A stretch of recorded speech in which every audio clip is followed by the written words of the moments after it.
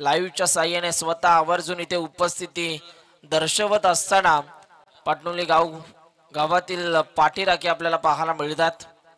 आणि आज मात्र प्रत्येकाला वाटलं खऱ्या अर्थानं आपला गाव जिंकला पाहिजे असं प्रत्येकाला वाटत असतं. आणि आज गावातील प्रत्येक पाठीराखी आवर्जून हे मॅच बघतात दोन्ही टीमच्या.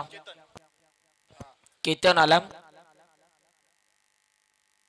सन्माननीय आदरणीय चंद्रकांतजी तारेकर साहेबांचं या ठिकाणी शुभ आगमन होत असताना आपल्याला पाहायला मिळतं. वेलकम साहेब, आपलं देखील आम्ही या नानोबा ट्रॉफी 2025 मध्ये करतोय शब्द सुमनांनी हार्दिक हार्दिक स्वागत.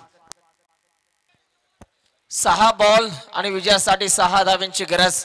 रन बॉल इक्वेशन गोलंदाजी मार्क वरती या टीमचा संकटमोचक गोलंदाज आपल्याला पाहायला मिळतोय केतनचा पहिलाच बॉल.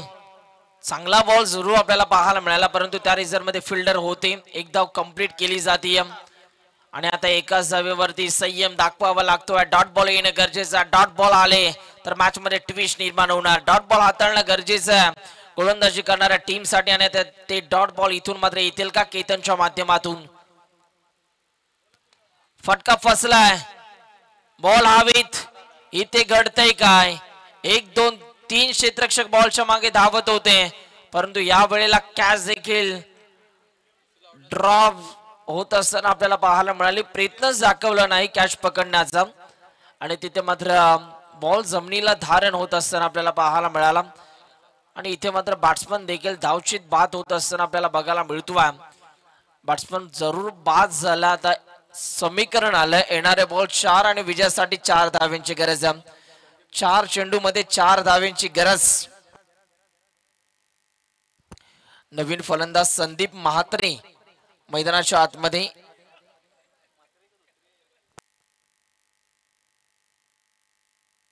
संदीप म्हात्रे सध्या आपल्याला पाहायला मिळतात मैदानाच्या आतमध्ये एंटर होतात. नंबर 6 मध्ये त्यांना बॅटिंग करण्याची संधी आता मिळालेली आहे. केतन वरती भरपूर नजरा असतील त्यांच्या गावातील प्रेक्षकांच्या. 4 बॉल मध्ये 4 करायचे आहेत. या वेळेला देखील फिल्डर आहेत. पुन्हा एकदा रनआउटची संधी, परंतु इथे मात्र खरं तर एक धाव चोरली गेली.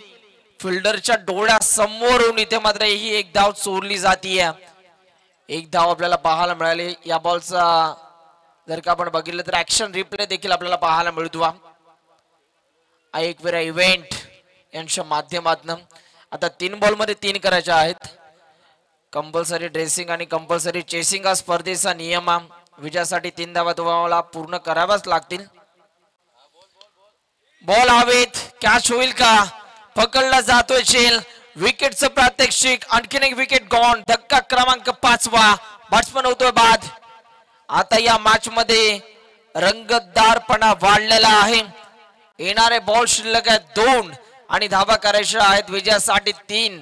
2 बॉल मध्ये 3 धावांची गरज. ज्या वेळेला लो स्कोरिंग मॅचेस असतात त्या वेळेला त्या मॅच मध्ये शेवटच्या बॉल पर्यंत संघर्ष होत असताना आम्ही कित्येक वेळा पाहिला.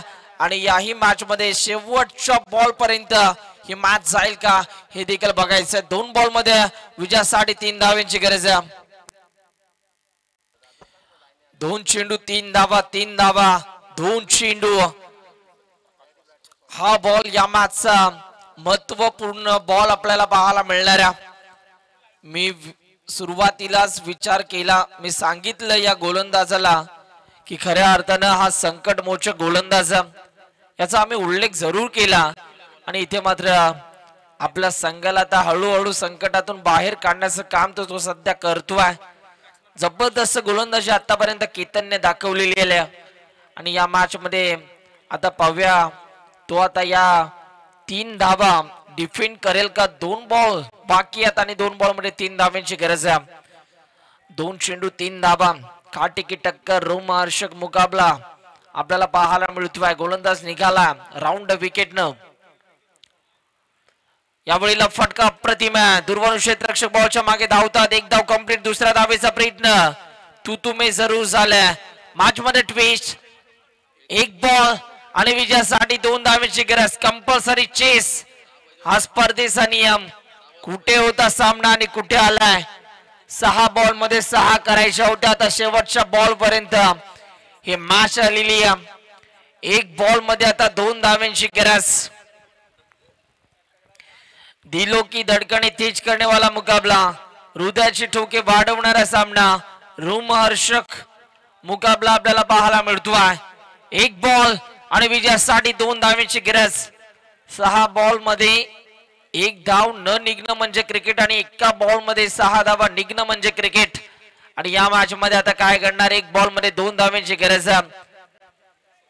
एका बॉल मध्ये 6 मारणं सोपं असतं, परंतु एका बॉल मध्ये 1 धाव जमवणं मात्र कठीण असतं.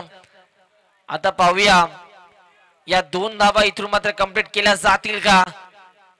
एक आपला परफेक्ट फटका बॅट्समनला मारावा लागेल आणि एक आपल्या स्वप्नातील ड्रीम डिलिव्हरी या गोलंदाजाला हाताळावी लागेल. देऊया दोन्ही टीम्सला शुभेच्छा.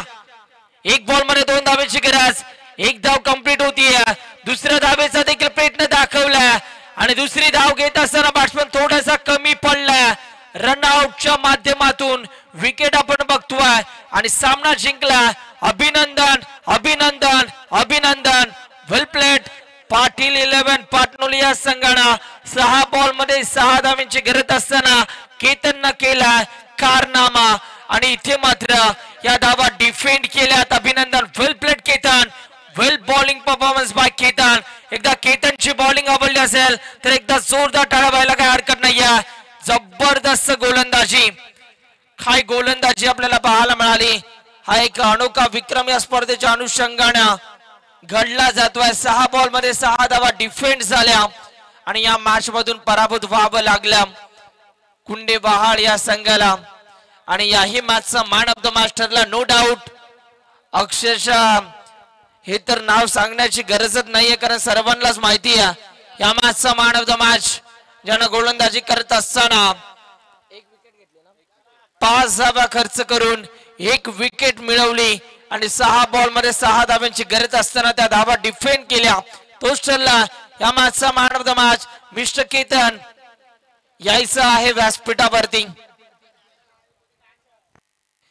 आपल्याला देखील आता मॅन ऑफ द मॅचचा किताब देऊन सन्मानित केले जाईल. चला केतन, आपण यायचं आहे man of the match. Next match toss जिंकला भातानपाडा संघ. आता मैदानाचा ताबा घ्या. आपला निर्णय अजूनही आला नाहीये. बॉलिंग करण्याचा निर्णय आला. चला मैदानाचा ताबा घ्या.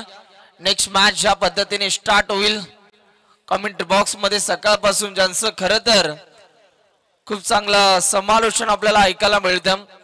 कमी वयातच समालोचन क्षेत्रामध्ये उंच भरारी ज्यांनी घेतली आणि कमी वयाचे एकमेव कॉमेंटेटर ज्यांनी गोव्याची सांगेम प्रीमियर लीग सुद्धा कव्हर केली, तिथे सुद्धा जाऊन ज्यांनी समालोचन केलं, असे राहुलजी शिरसाट सरांना आता आपण या नेक्स्ट मॅच मध्ये फ्रेश मॅच मध्ये ऐकणार आहोत. धन्यवाद.